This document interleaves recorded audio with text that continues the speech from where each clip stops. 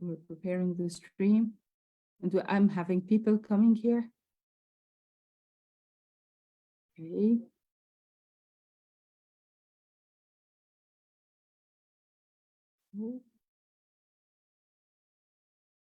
Meeting is now streaming on Facebook. It's not on my page.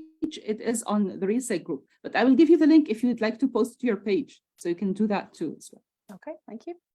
Okay. And now I'm recording to the cloud.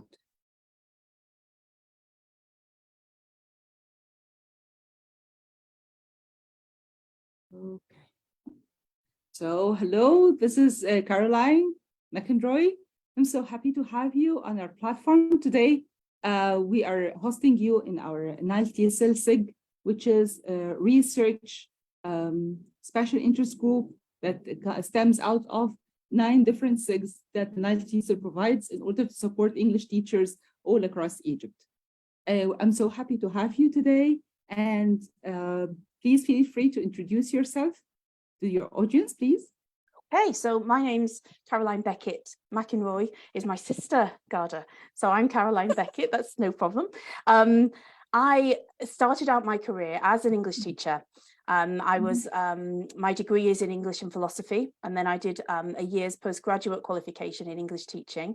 So I taught in schools and colleges in the UK, and then also internationally. So I was head of English, for example, at the British School in Muscat and at the English College in Dubai.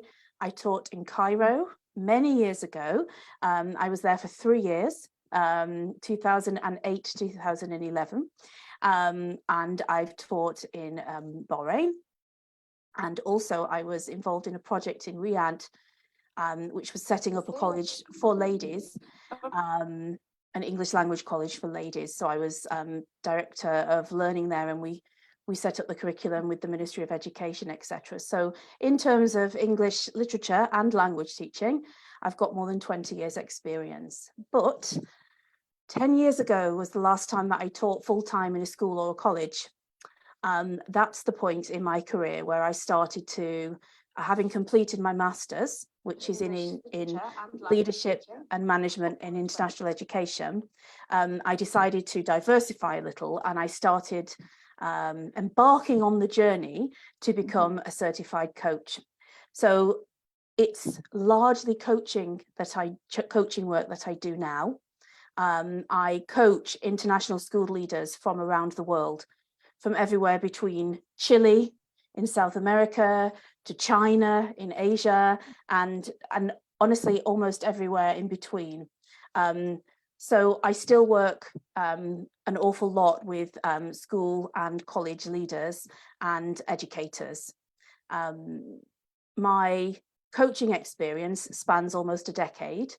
I'm now a master certified coach with International Coaching Federation, which is the international body most recognized throughout the world, the professional body.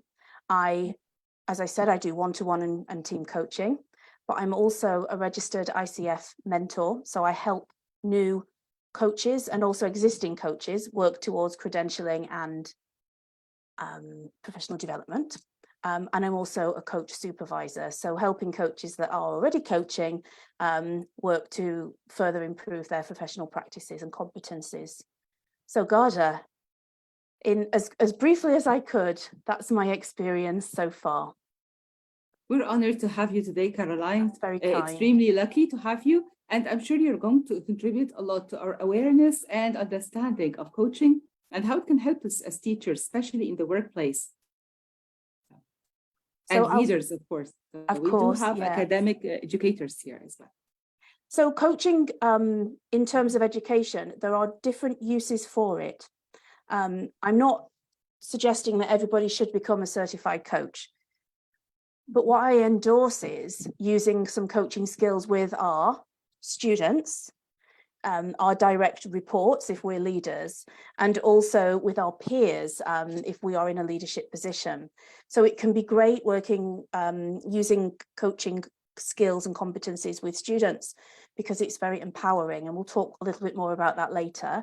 And it's also a great leadership tool. If you look in terms of coaching in the business sector, it's used by the vast majority of the Fortune 500 companies, for example, because it's recognized as a really useful and empowering tool.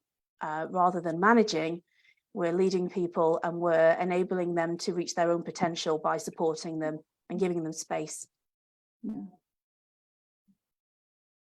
This is true. Yeah. So if it's okay with Garda, I'll share my PowerPoint. It's very brief, but it will hopefully give everybody an overview of what coaching is and how coaching works and how that's hopefully beneficial for you today as educators. So my business is jigsaw.coach. So you can find me online and on social media, and you can look at some of the work that I've completed around the world. I'd like you to, if you can, in the chat, just pop down your name and where you are from. It would be great to find out where you are from in the world, so that we can say hello, just so we can connect a little bit. It would be great also if I knew what you knew about coaching. So Garda, it would be great if you could tell us a little bit about your experience of coaching as an educator. How have you found it? Actually, I found it so enriching. I think it was like something like the normal development to soft skills. I mean, I've been teaching like 20 years now. And I remember like once I started, I was doing all this self-development plans for teachers and doing the blended learning and blah, blah, blah.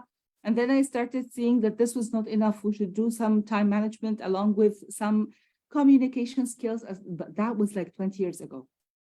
Now I found that maybe coaching is the new soft skills thing. It's like more of listening and more of connecting genuinely to people, more of empowering them and allowing safe spaces, as you actually said.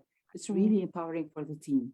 It works wonders when people take up this mindset of connection, of safety, of empowerment. It actually works wonders. Yes. So I think it has a lot of fruit. Yeah. And it's still novice. It's a novice area. I think it's not very well trodden all across the world, not just here. So not so many educators are aware of that. But if it happens, it will be actually a graceful thing. Absolutely. I know that Dr. Claire, my colleague, she came across to Cairo maybe 4 years ago to speak for Cambridge Education to schools that deliver their curriculum. And she was speaking to them about coaching and the benefits of coaching. So it is in education in its infancy, whereas in the business sector, it's much more embedded now in how business works in terms of performance management, key performance indicators, and developing people. So yeah, why is education a little bit further behind? Well, as educators, often we are in the role of a mentor because we already know. Please mute yourself. Yeah. So we already, thank you, Nisreen. We already, as educators, we know we know things because we've been there and we've done it.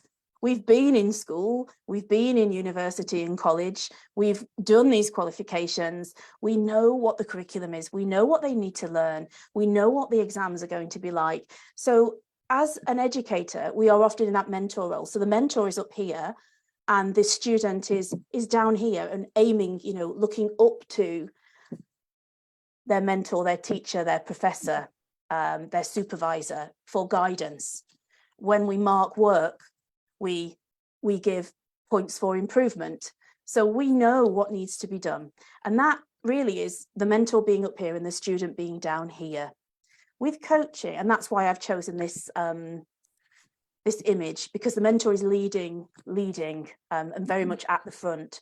And also purple, BMC, is my favorite color. So I particularly like that, that image.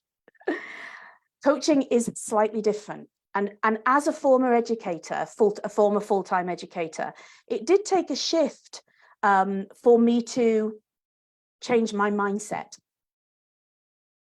If we are mentoring, we're very comfortable in that safe space. We know what we're doing.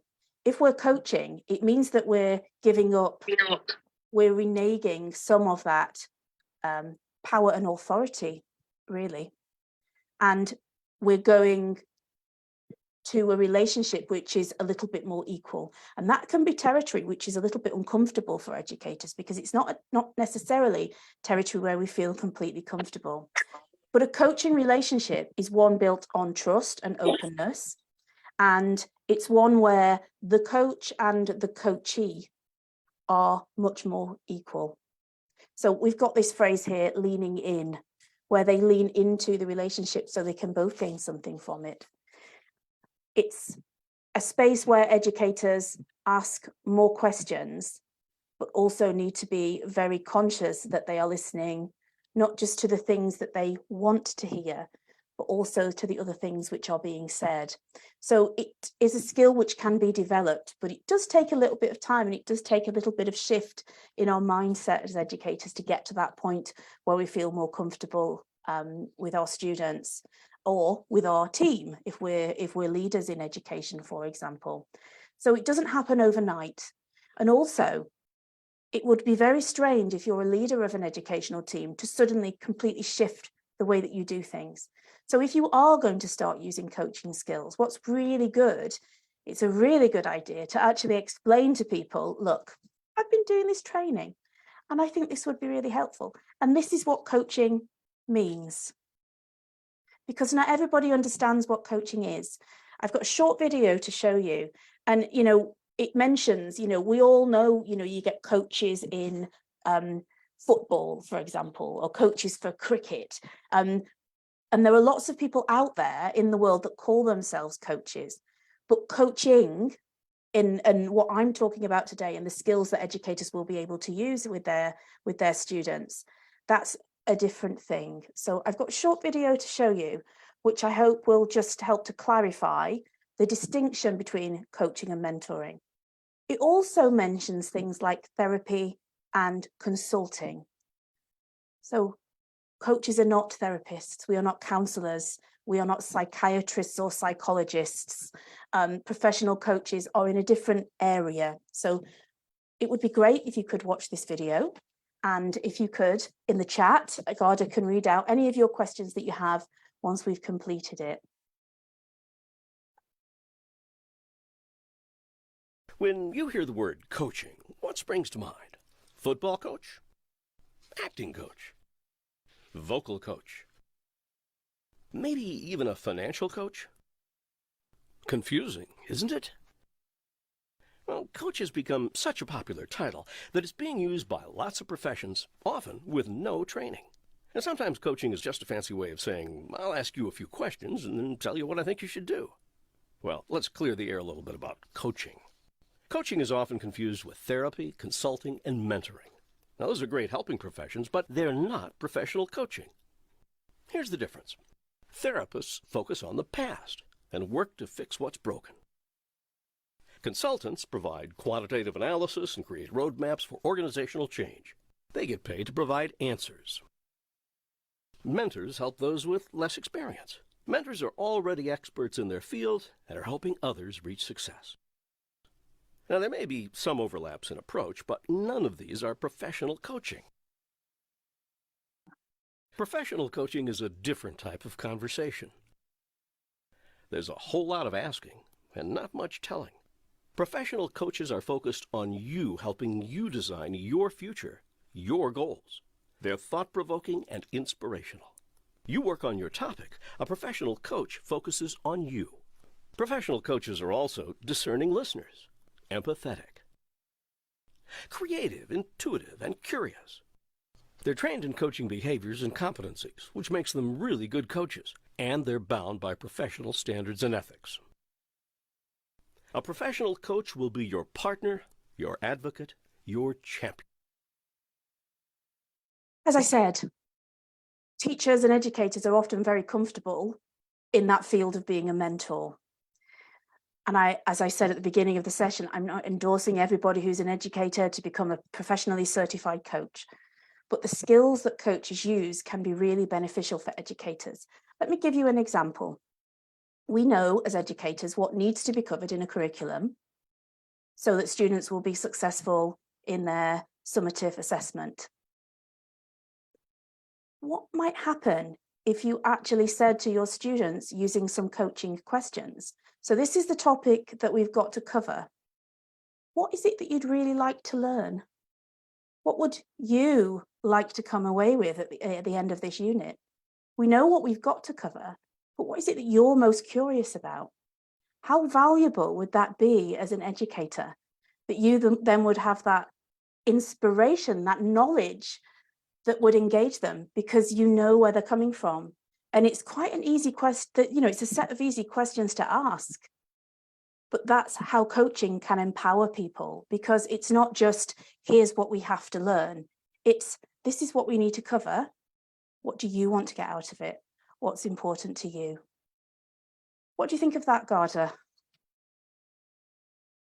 I think actually this is very, it's elaborative.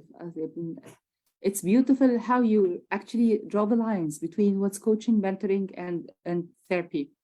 At one point, it helps us identify what is the actual needs area that we can connect to. And the other thing is, like, it gives you the promise of maybe coaching is like, it keeps the confidentiality of people. It keeps us independent. So nobody, I'm not seeking advice. Nobody's going to impose things on me. It's just like, it's like aid on the self-discovery journey that we embark on. Like, Absolutely, teachers are Garda. mostly courageous, it's like, it's nice. Coaching is actually a very helpful tool. And I'm not saying that all educators should shift completely to be working in a coaching style, because sometimes we are the expert, we are up here, and we do need to give support and guidance and direct instructions. Of course we do, because that's the sphere that we're working in. And what I would love to get across today is how coaching could further enhance what we do as educators. Not being professional coaches, but using skills that coaches use with our students and our peers and those that we are in charge of in terms of, leadership positions, how that would change the dynamic and how it might make things even more interesting and even more effective. So our next slide, I'm just going to pop it out there. I'd just like you to take a few moments just to read. This is the international body that I chose to do all my certification through International Coaching Federation, based in the States. Please just take a few moments to read over their definitions of coaching.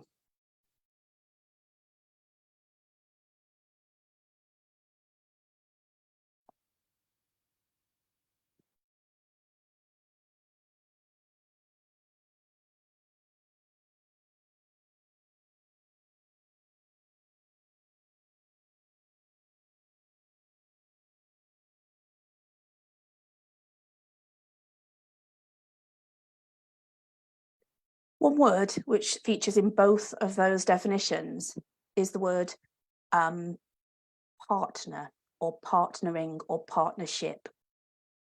And where, as I mentioned at the beginning of the session, the mentor is up here and the student is usually down here, or the manager is up here and their subordinate is down here. With coaching, we become much more equal. We're on more of an equal footing and we work together towards a common goal.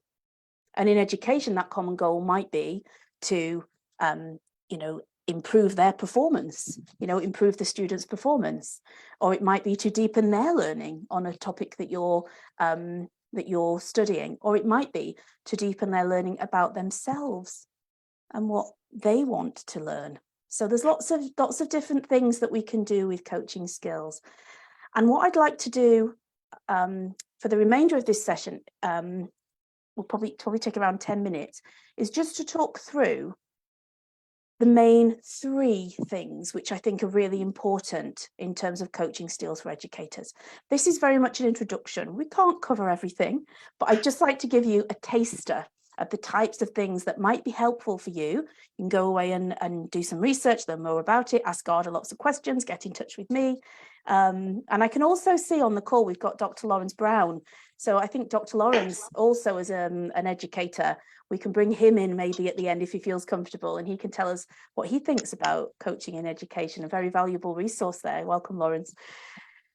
The first thing that we need to do if we are going to start using coaching skills with our students is to ensure that everybody understands what coaching is. We need to ensure that they understand the distinction between coaching and mentoring and how your style might be changing a little bit. Okay. And then the second thing is we need to create a safe space, because if students are going to start to tell you things that maybe previously they hadn't, for example, what they would like to learn or what they're unsure about, then they need to feel safe in that space asking those questions. So when we build an alliance, it means building a way of working together. So as a cornerstone of coaching, that's essential. It's absolutely essential that we have that understanding between us as a tutor group, as a faculty, of how we're going to create a safe space where everybody feels confident, comfortable, and able to say what they need to say or ask what they would like to ask. So that's the first thing.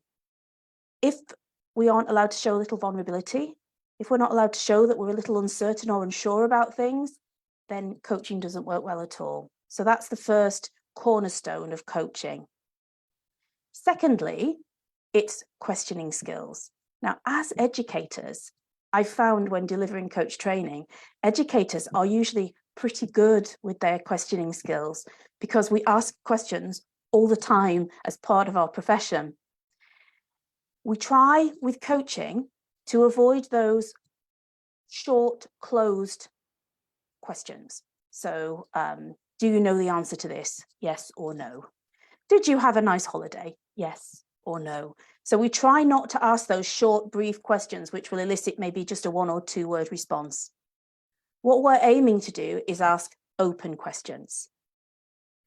So instead of saying, did you enjoy your holiday, which might give a yes or a no answer, we might say, what did you enjoy about your holiday?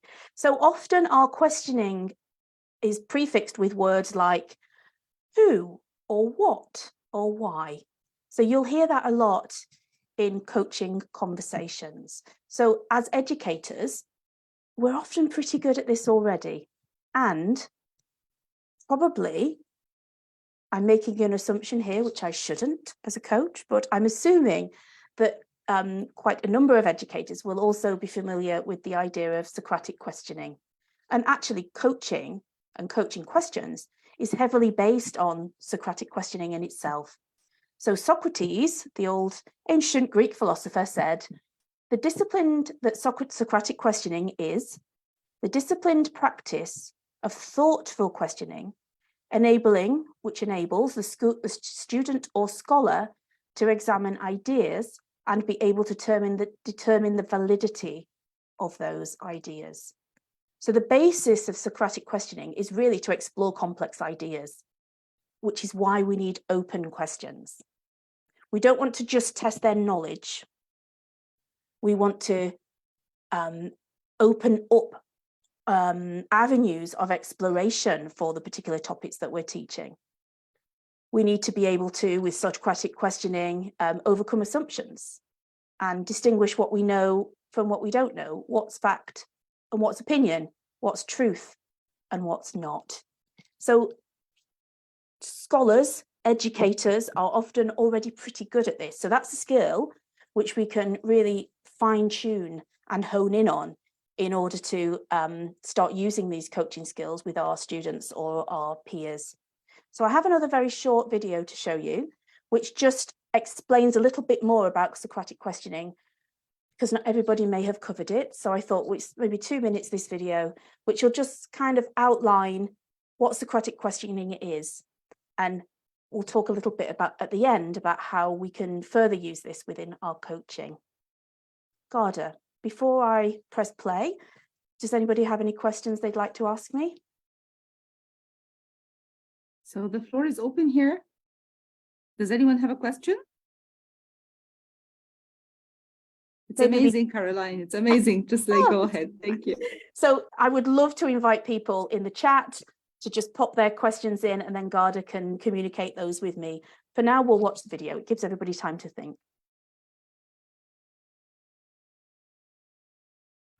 How to use the Socratic method. The Socratic method is a process of dialogue based on questioning that inspires critical thinking and analysis. Primarily, the method was designed for moral and philosophical inquiry, but the technique can be used in almost any discussion. It helps to structure constructive and even challenging conversations without descending into argument or pure rhetoric. Here are the 5 steps to follow to have a Socratic dialogue. Number 1. Receive. First, receive what the other person has to say. Listen to the other person's premise, view, or argument. And remember, you have to properly listen at this stage to be able to do the next step. 2. Reflect. Sum up the person's viewpoint or argument and reflect it back. Do this by first getting them to clarify and sum up their position, and then by paraphrasing or repeating it back to them. 3. Refine. Ask them to provide their evidence. Find out why they are thinking or acting in that way. Discover the facts, beliefs, or assumptions that underpin their standpoint. Often the premise will be based on assumptions rather than hard facts. Assumptions are fine, but challenge these assumptions to test their validity. Use further questions to uncover fallacy or any wrong presuppositions. You can often use why questions at this stage to help with this. 4. Restate. Now that you have refined your thinking, get them to reformulate and restate their position. If they see that they had a wrong assumption, get them to adapt or renew their wording and then restate it. 5. Repeat. Now they have a new viewpoint, you can go back to the start of the process. You can assess the new premise and challenge any further wrong assumptions in their thinking. This iterative or dialectic process helps to drive the issue. This method becomes a cycle of dialogue. And that's it. Simple. The question technique framework is easy to remember, and the skill comes in applying it. The challenge is to really listen to the other person and truly commit to coming to a better shared understanding of the issue. This may come through challenging assumptions or logical viewpoints, but the goal of the Socratic method is not about winning an argument. It is about finding understanding, knowledge, and truth. It's about getting to the heart of an idea. If you'd like more detail on this, how to... Okay, so I'll just stop sharing just for a moment. It's about getting to the heart of the matter. And coaching skills and the philosophy of coaching is getting to the heart of the matter, whether that's in academic terms or in more personal terms, whether it's in business or it's in other contexts. It's getting to the bottom of what's really happening. Now, that could be part of the curriculum. It could be a way that you deliver the curriculum. It's really, really valuable. So rather than going for facts, we go for interpretations and we look at alternative perspectives, and it opens up a whole new world of learning.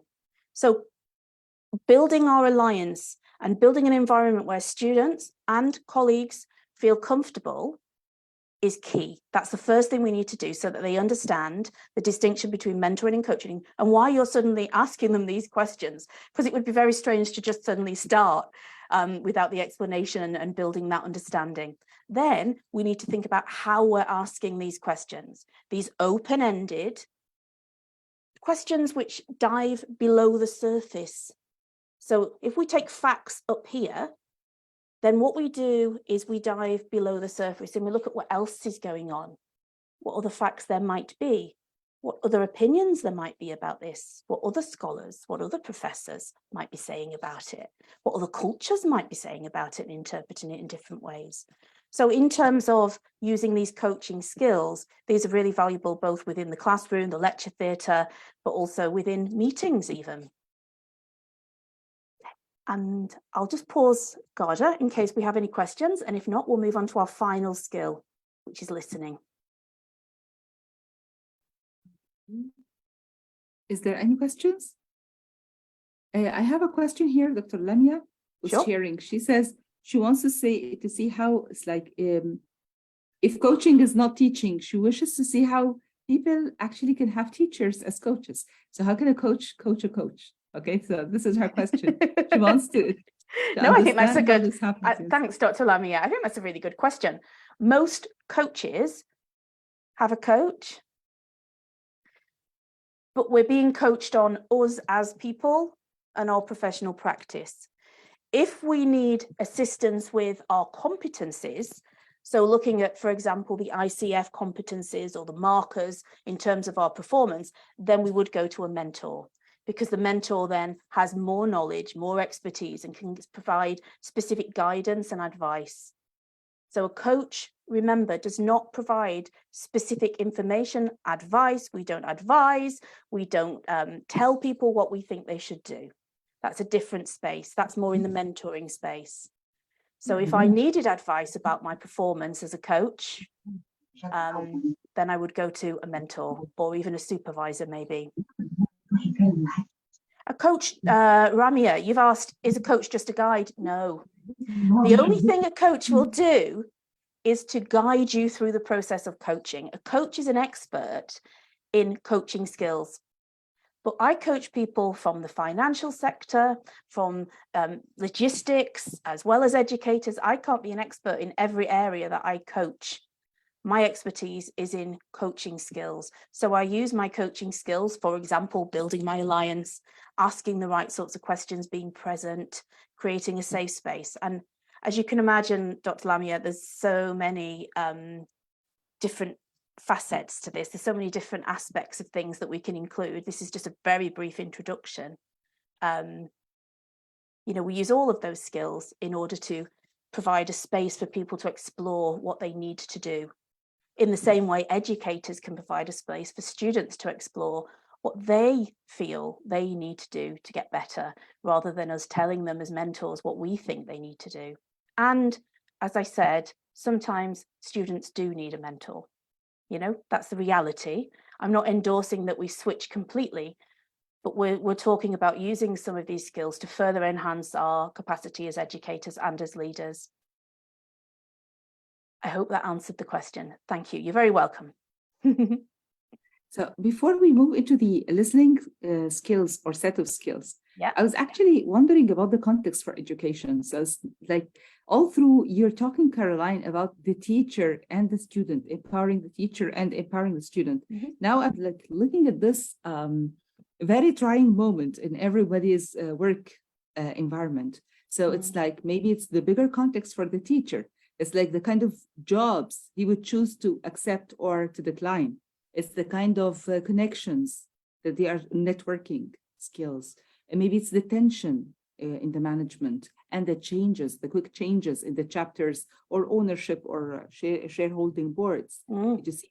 So there is always a context. It's not just like doing the thing within the, I think it's actually our classes are the safest part in the educational process. You're absolutely right. And Garda, as I said, this way of being and doing to use these coaching skills, it doesn't happen overnight. And if the people at the top don't understand, then it's going to be very, very difficult to roll it out. So if I go into a large organization that hasn't used coaching before, I would usually do half a day or at least a few hours with every single person that's working there to explain what coaching is and what coaching isn't. Because if you suddenly go in and start asking questions instead of giving instructions, people will wonder what on earth is going on. So you have to ensure that everybody has a clear understanding before you can really start to implement in terms of management. In terms of your classroom, as you said, it's much easier. Yeah, because you're the one who can do all the explaining and can start to just, put it into place. Yeah. Does that answer your question, Garda? Yeah. Okay. So I will continue on. This is our penultimate, our second to last slide. So we know we have to build our alliance. We need to build our safe space. We need to ensure in that alliance that people understand the distinction between coaching and mentoring and different ways of doing things and what to expect and what not to expect. We need to think about our questioning. So we need to ensure that we're using open questions. We're more empowering in terms of our students or our team if we're leading, so that they can have space to think about what they want to learn, what they feel their priorities are. And the third thing, which I feel is most important to talk about in this very brief introduction, is listening. So it's largely believed that there are 3 levels of listening. And I know that Garda will be able to provide you with this slide should you want to look at it in more detail and do some more reading around. But if we think about ourselves in everyday life, which I think is a good place to start, where are we usually? So are we internally listening, which means that we're being very, very selective, and we're just picking up the bits that we like or we dislike, or the things that we think are important. And actually, also, I'm hearing my voice a lot in here and what I think about it, probably equally or even more so than what's actually being said to me. And I'm also probably spending some time deciding whether I agree or disagree, what I think about it, what the strengths or the weaknesses are in what they're saying. So I'm almost cut in half of me listening, and then probably half of me isn't, because I'm listening to myself and my own thoughts. And then if we go up a bit, when we get to be slightly better listeners, we can be a bit more focused. So we are listening more carefully to what's being said. But we are still, so we're noticing a little bit more about what they're saying. We're probably noticing a little bit more about how they're saying it as well, but still we're formulating our own opinions. But our voice now is a little bit quieter. So let's say 25% is in here, I'm listening to myself, and maybe 75% I am listening to the other person, but it's not perfect. So focused listening is where we're trying more consciously to be attentive, to listen to what the person is saying. And if we get to the best, if you want gold stars, then we call it global listening. And global listening isn't just me listening to the words that people are saying. It's me focusing much more on the whole person. So, for example, how they're sitting. Are they leaning forward? Do they have their arms crossed? They got their head on their hands? Are they looking a little bit uncomfortable? Are they speaking really, really quickly? Does that mean they're excited? Does it mean they're stressed? Are they quite laid back? Are there lots of pauses between what they're saying while they're thinking? So I'm noticing not just the words, but I'm noticing a lot more about what and how they're saying it. And if we are really going to try hard to be really good listeners, we need to be trying our best and being more conscious at the forefront of our minds to focus on what that person is saying. And as a coach, I often say when I'm training coaches, imagine what it's like for somebody to really listen to you. They're not on their phone. They're not listening out for somebody in the other room. They've not got the TV on in the background. They are wholly focused on you and what you're saying. And I say to coaches that I train, imagine that's the only time in their day or week or even month that somebody has truly listened to them. So that is a real power of coaching. And it's, again, a skill that we all have, but which we need to relearn in a lot of ways. Because I know when I lived in Cairo, Garda, it was very difficult to get any peace and quiet, because if it wasn't the taxi, it was the man selling food, ding, ding, ding, ding, at 6 o'clock in the morning, outside the window. You know, there's a lot of distractions in life, as well as in Cairo. There's a lot of distractions in life, and therefore, this is a skill that we can start to try and, consciously hone for the benefit of our students. We don't hear what we want to hear, which is a danger in level 1 and level 2. We hear what they're actually saying, and we hear what they're saying, and then we can ask questions about what they mean. Really, really powerful to be able to do that for our students, for our families, for our friends. So this isn't just a skill for education, it's a skill that can be used in life. That was quite a lot of information about listening. So I hope it was clear. Level 1 is where we're not really trying. Level 2 is where we're trying a bit harder. And level 3 is where we're really starting to master our listening skills. If you look at, Mona, I can see you've got your hand up and you want to ask a question. I will come to you in a moment. If you look at leadership competencies for our generation, you will see that empathy is there, which is a key coaching skill. You will also see that active listening is there. And active listening is said to be one of the key, most important skills for a leader in our current present world. So it's one to really think about. And you know, I hope you go away from today, if with nothing else, I want you to go away and think about, am I really listening? Or am I thinking about something else?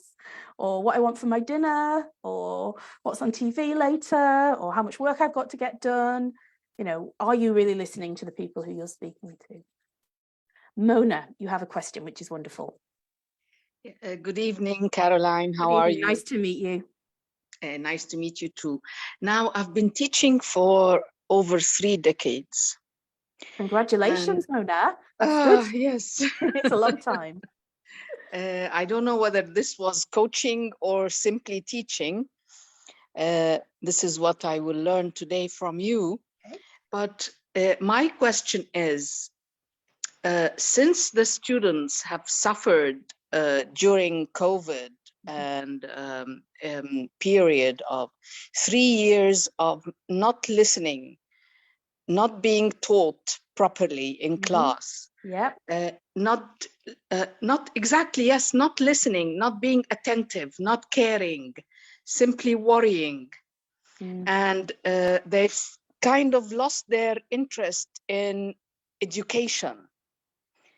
And how do you get these students to listen to us as teachers? How do you motivate them once again? How do you make them enjoy teaching? Would it be through using their kind of enjoyable stuff like Facebook, internet, videos, music, these sorts of things? Especially, you know, in Egypt, it's even harder at university because it's not like in England or in Europe or Asia. It's we've sort of, I'm sorry for saying this, but we've sort of made them hate education during school years, and they come to us in the university with this attitude: we no longer want to listen, we no longer want to learn. You have bored us to death. And you know what, Mona, and Dr. Lawrence is a great expert on this. As educators, it's our, we share some guilt in providing a curriculum that probably isn't quite so relevant for modern life. And so what we might need to do, and I know the British government is looking at this, is provide a curriculum which is more relevant to the new generation, because things have changed and what they need has changed. So Mona, in terms of coaching, to try and answer your question, I challenge you. What would happen if you asked them, what do they feel would be most beneficial for them to learn? In what way will they learn best? Because I taught for, you know, I still do a tiny bit of teaching just for my nieces who are getting some help from their auntie with their exams.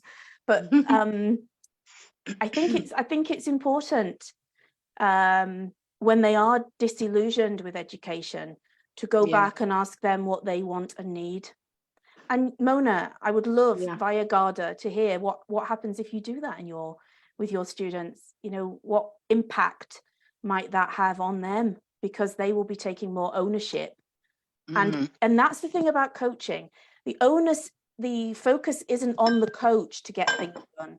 It's on the coachee. Similarly, if you're using coaching skills as a teacher, the onus is on you asking them, okay, we know we have to do this, but what's most relevant for you? And what is the best way that we can communicate this so that you understand it best? Yes, so, I did ask them this term in this new university I've joined. Some of them know what they want, some still don't give a damn, or they don't care. They just want to, they want us to take attendance and show them how to pass the exams in the easiest way possible. Some of them are rather irresponsible. So this is only what they want from the teacher. And if I don't give them that, they will not attend. I hear you, If Mona. I And may here, just like, I'm sorry, if I may here, I wanted to share something very similar to what was Mona saying here. Thank you, Dr. Mona, for sharing this, because sometimes we do come across that, especially in these generations, like we do have like a couple of classes, the guys that have spent 2 of 4 year term, 2 of them were in the Corona doing online. So we just like see them for 2 years, and they're supposed to have the full accreditation of the program that we're offering. yeah, But the coaching experience is something I actually see, and I have experienced years and years and years back when I was doing my postgraduate degree. My supervisor was an Oxford scholar, and we used to spend like 5 hours reflecting on one chapter of 35 pages.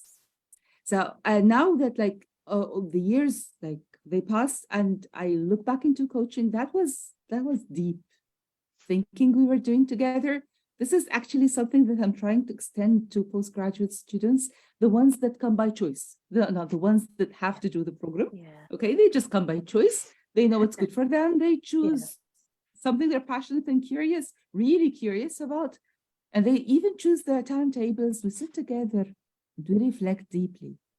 So maybe we can have some hope coming there with people choosing to do the work. It's a very difficult question, Mona. And also teachers, as I don't know if you were here at the beginning of the call, but teachers that I work with and school leaders across the world are saying exactly the same thing that you're saying. So you're not on your own, and it's not just in Egypt. This is an issue, you know, worldwide. School educators worldwide are saying these things to me. I feel, Mona, that might be a conversation for another time, because I promised God that we would stick on the topic of coaching for today.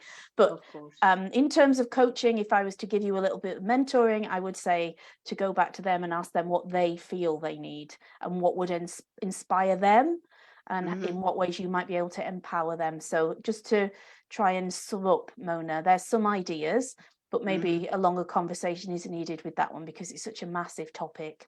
Yeah, I hope thank you that so helps, much. Mona. You're very welcome. Yeah, you Have fun. did. Absolutely. Thank you. You're welcome. So I'm conscious of the time, and I would like to leave some time at the end of the session for Q&A. So there's one final slide which I'd like to show everybody. And this is a summary really of why coaching skills are useful for educators to develop, to use both within their classrooms, in their lectures, but also, you know, in terms of leadership responsibilities as well. So coaching skills encourage students to take responsibility for their own learning and provide their own accountability. Yes, of course, we have deadlines, but they need to take more responsibility for their own learning and their own actions. Okay, so it's empowering. Actually, coaching has been proved to deliver fast, effective progress and results because students are involved in their learning instead of being passive.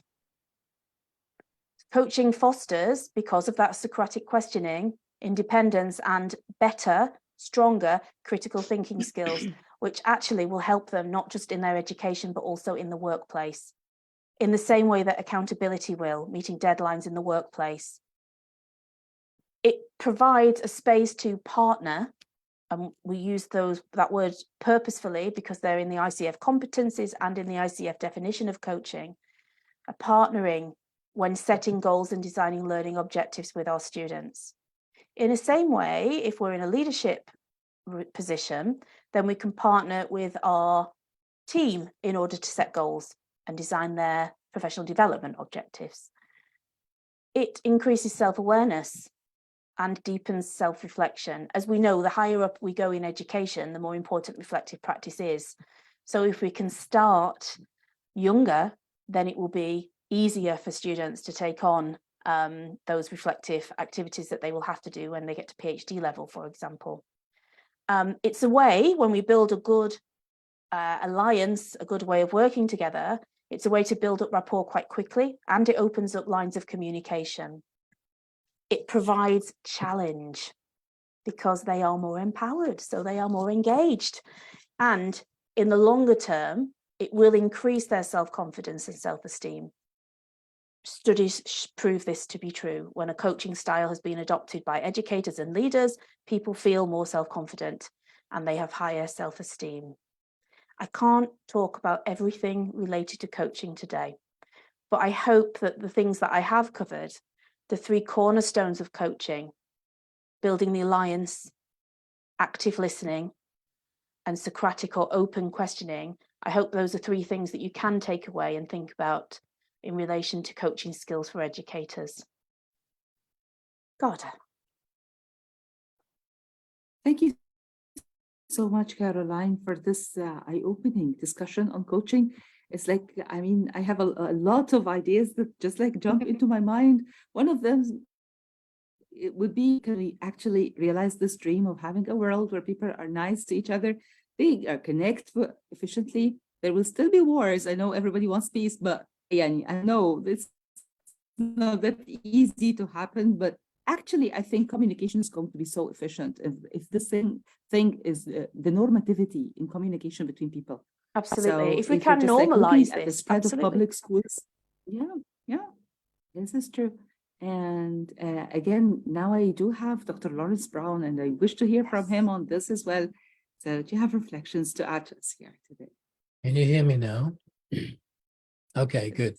Thank you for sending me this link, and thank you for inviting me, and good evening to everybody, because it's now, well, it's 6 o'clock here in the evening. Caroline, how you doing? I'm good, thank you, Lawrence. Looking How are good. you? It's been a while. It has. How are things up north? Things are cold and damp in the north of England. I'm wearing about 5 layers of clothes here, and I've got a heater on down here, but it's still about 9 degrees. I'm still cold.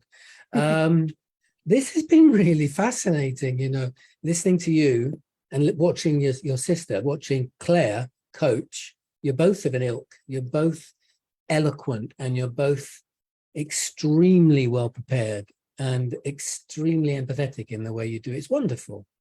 I just love it. That's very kind, Lawrence. It's not, well, I'm just reflecting on what I hear, you know. I have to do another one of these for Donna a week next Wednesday. I'm doing one with Donna in Dubai about qualifications versus the school of life, you know, what we learn and the actual practical skill sets we pick up.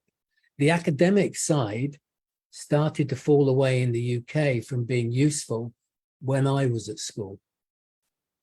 So in the 70s, many of us understood that we were not being prepared for a world of work and the world of technological change that was coming our way. And so many of us just switched off.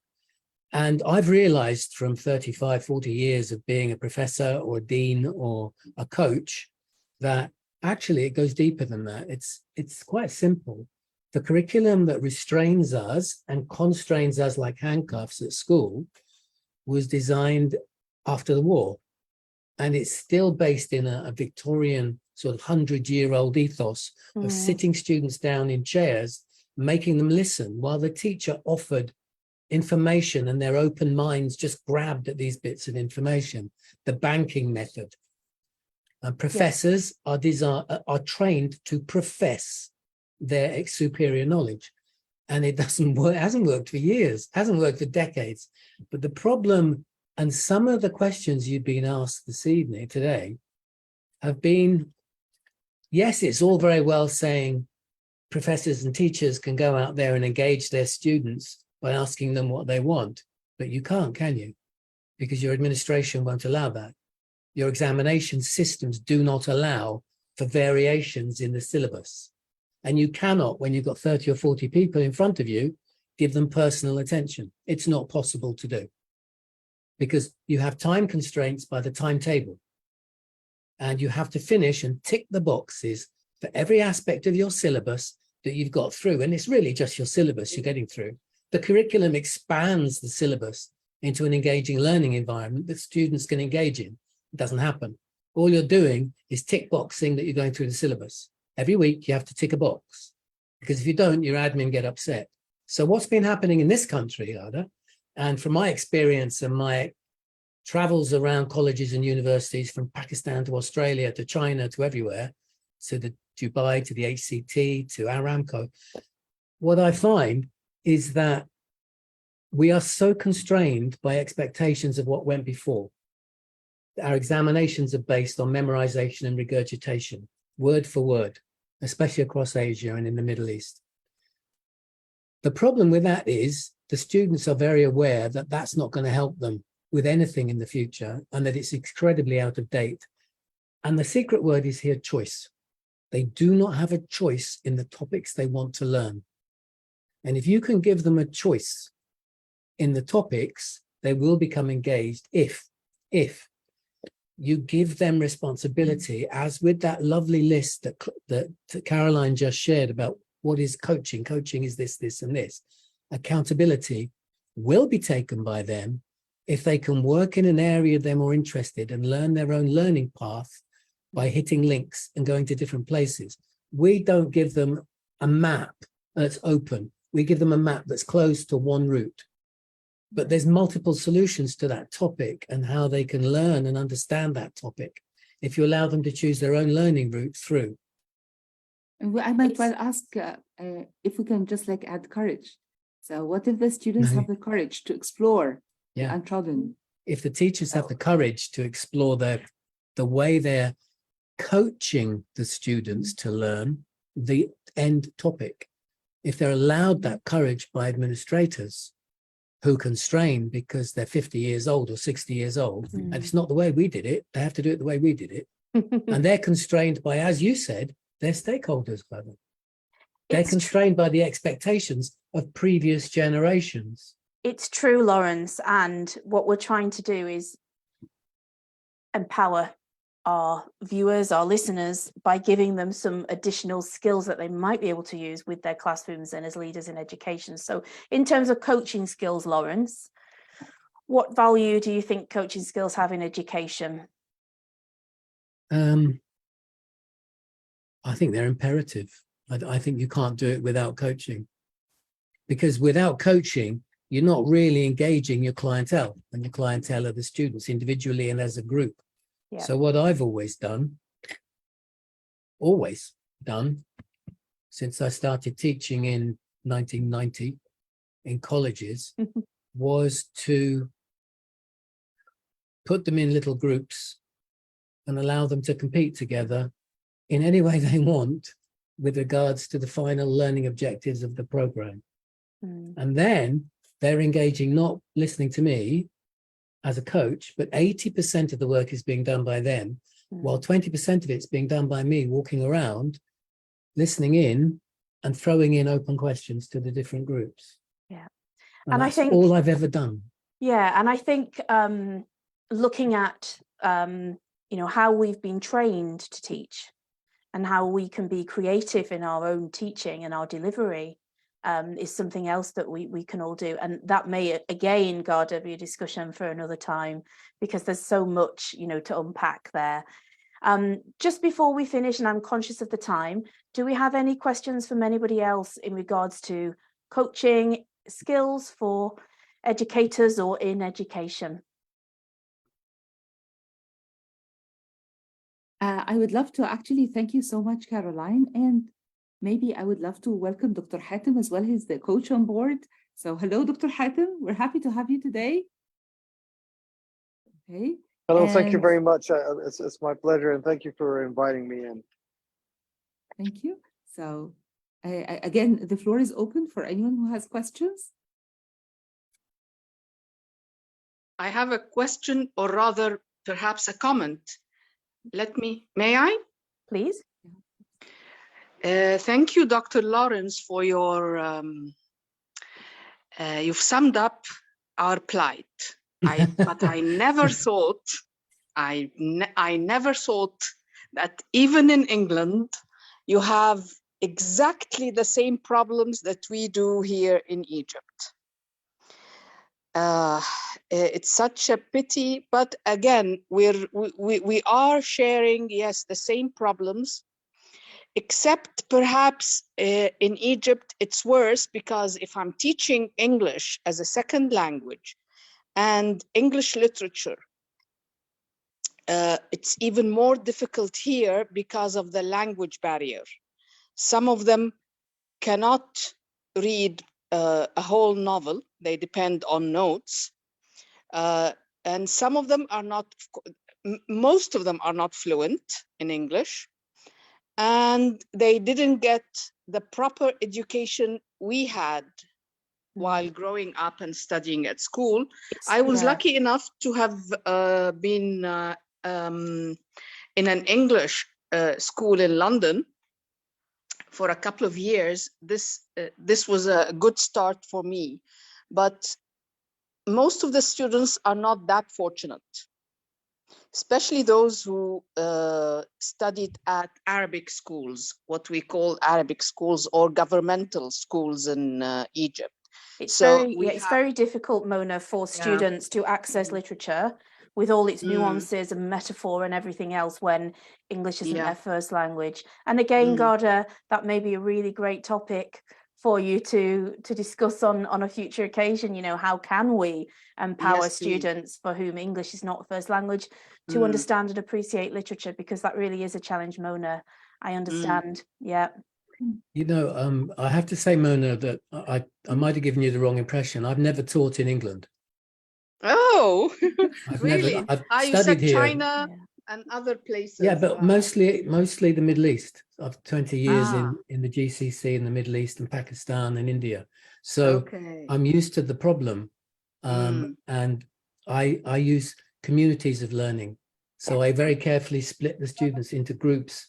A bit like team coaching. If you can imagine the roles of a team, in those little groups, there's a team, there's the same kind of group. So I spend time looking at the students and put them into groups, and then I give them communities of practice, communities of learning, so they're teaching themselves. So when there's a phrase or a concept that's difficult in Arabic, for example, like semiotic theory, throw it to the students as a group, open it up and let them talk in Arabic. 15 seconds later, they come back and they go, okay, got it now. Yeah. But the teacher continually struggling in English, you're banging your head against a brick wall and frustrating this. Let them deal with it. In Arabic. Mona, it doesn't all have to be in English. If there is a concept and somebody is very strong in their ways of explaining, then utilize the skills that you have in your classroom. It doesn't all, I always feel like teachers work so hard when they could be drawing upon the skills of those students in front of them, especially where language is concerned. Mr. Mustafa, I can see that you have your hand raised. Would you like to ask a question? Yes, thank you for the opportunity. I'd like to thank you and all dear friends. My question is, how can we, as a supervisor and a teacher trainer, how can I strike the balance between giving constructive criticism for teachers on their performance and also keep the good relationship with them in order to support them? Is there a way that can help? I think so, Mr. Mustafa. For example, if I'm mentoring somebody, or if I'm leading a team and a team member isn't performing, as required, then I will have a conversation which will be starting with open questions. For example, what do you think is going well at the moment? And then I would ask a question, what do you think isn't going so well and could be improved? And in the first instance, I then have an understanding of where they are and their interpretation of the situation. And that then gives me foresight, because I can then help them rather than it being, this needs to be improved. Theoretically and hopefully, they'll have recognized some of the things that need to be improved themselves. So then it can be a question around, what can you do to improve? In what ways where can you find support?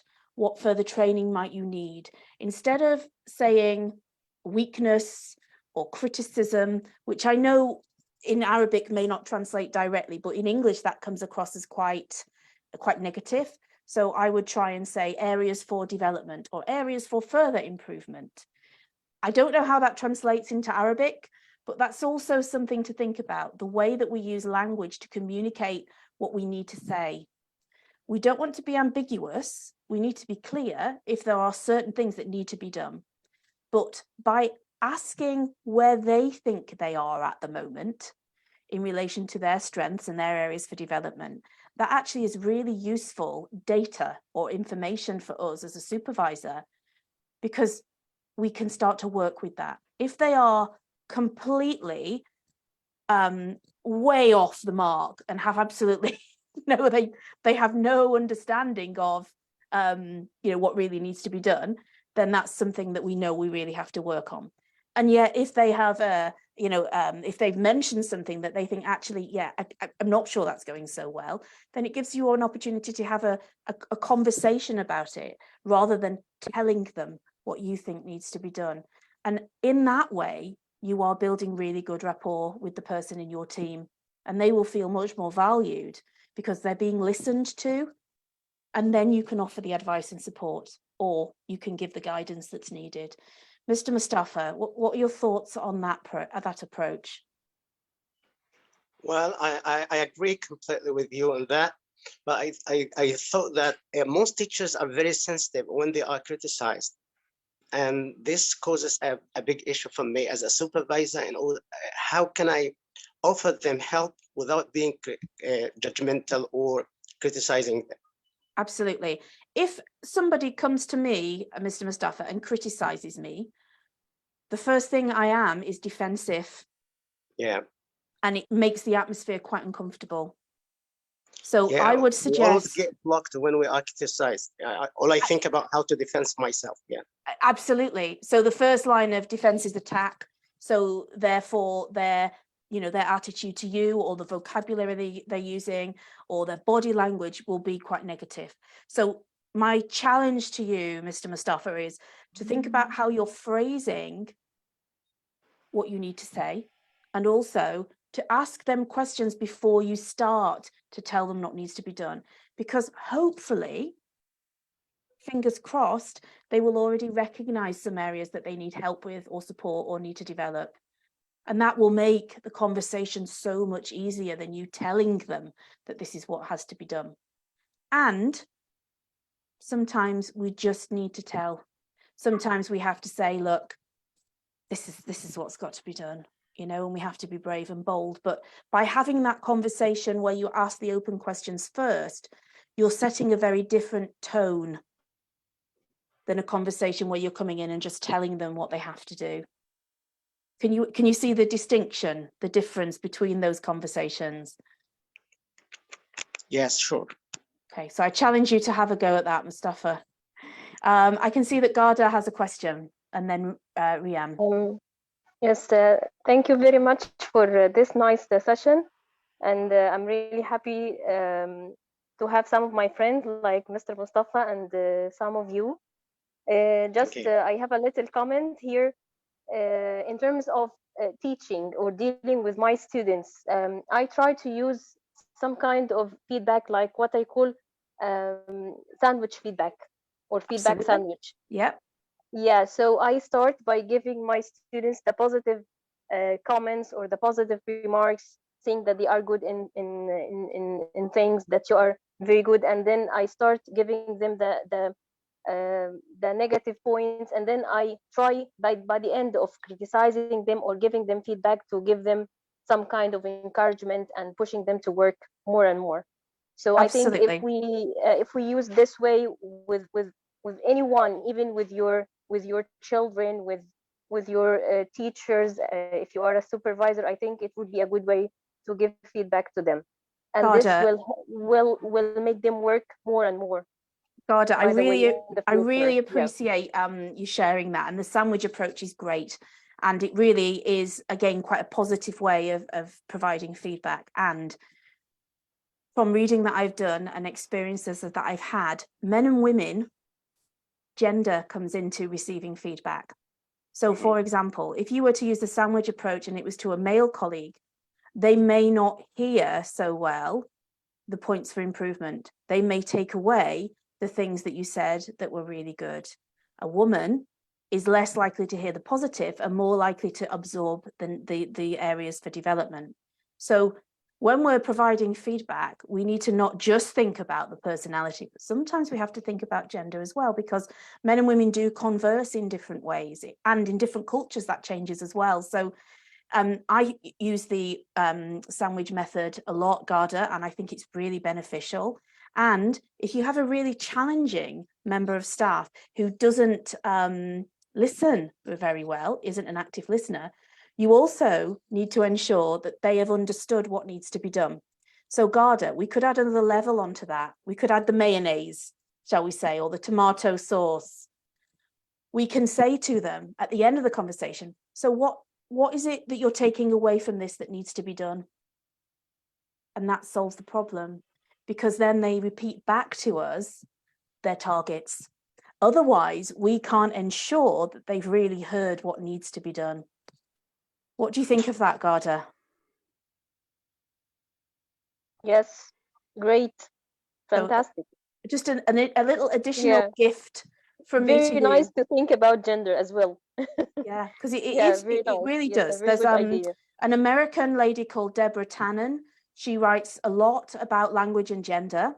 And I've read some of her books and they're really interesting in terms of language and gender. So I know we've got lots of professors on the call, so that's something you might want to just have a little look at.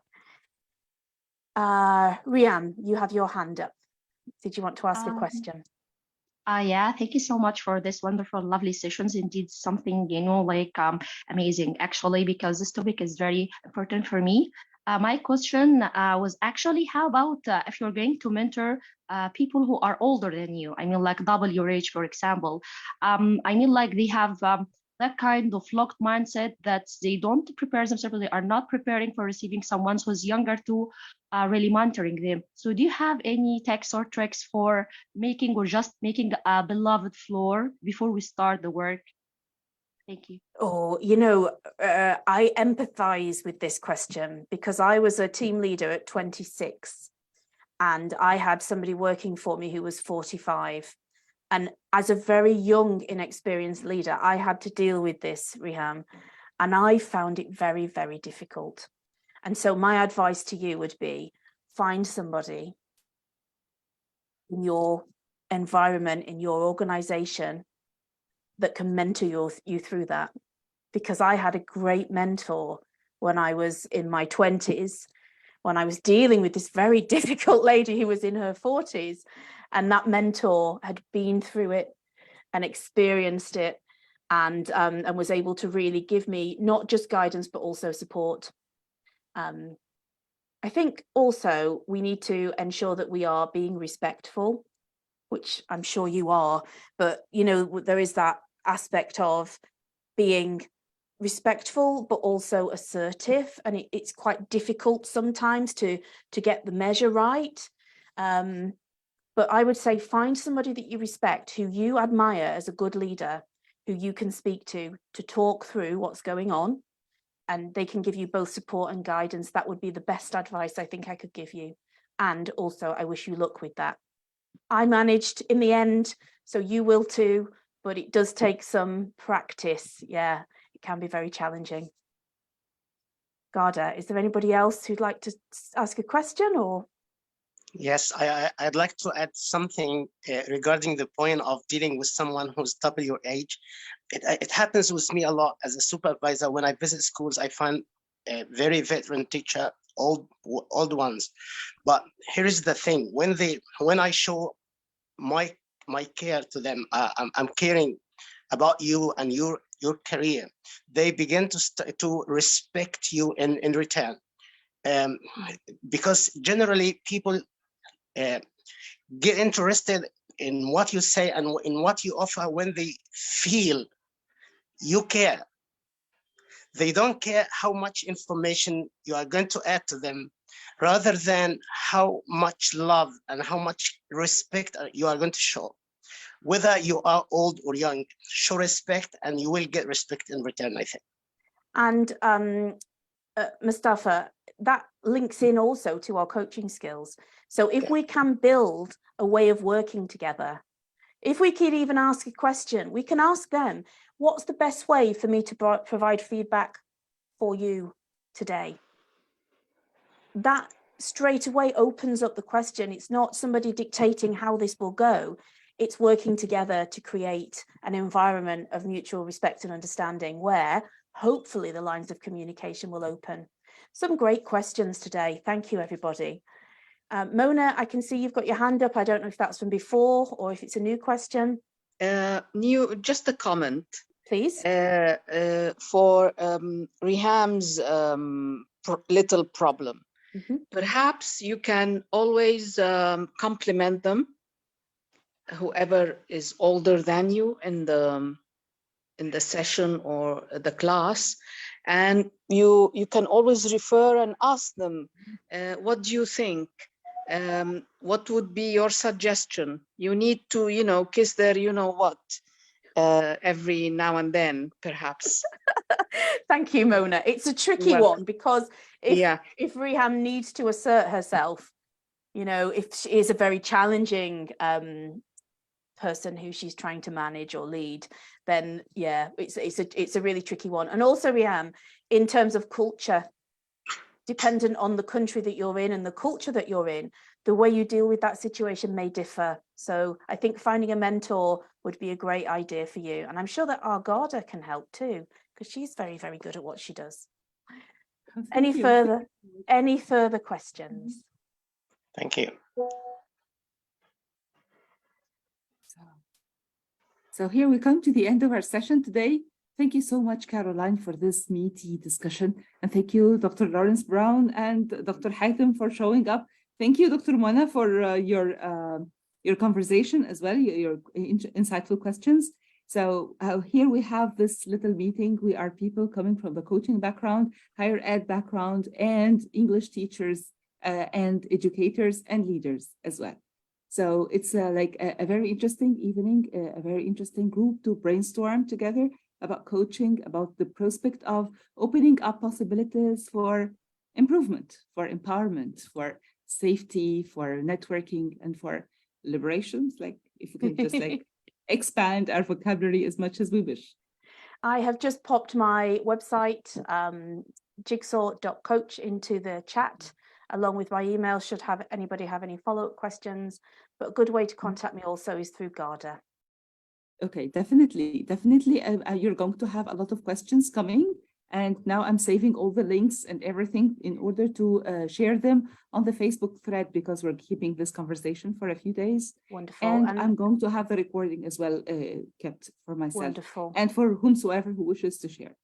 And Dr. Lawrence popped a few really helpful free online courses about coaching skills for educators and other things in the chat. So Garda will be able to post those for everybody. It's wonderful. I have them. And thank you, Dr. Lawrence, for sharing. Thank you, Caroline, for sharing. And thank you, everybody, for coming and for enriching the discussion today. It was my pleasure. And I hope that was helpful for everybody. Definitely. So it feeds straight forward to our dream of empowering the teachers. Thank you so much. Okay, take care. Bye-bye. Okay. Bye. Thank you.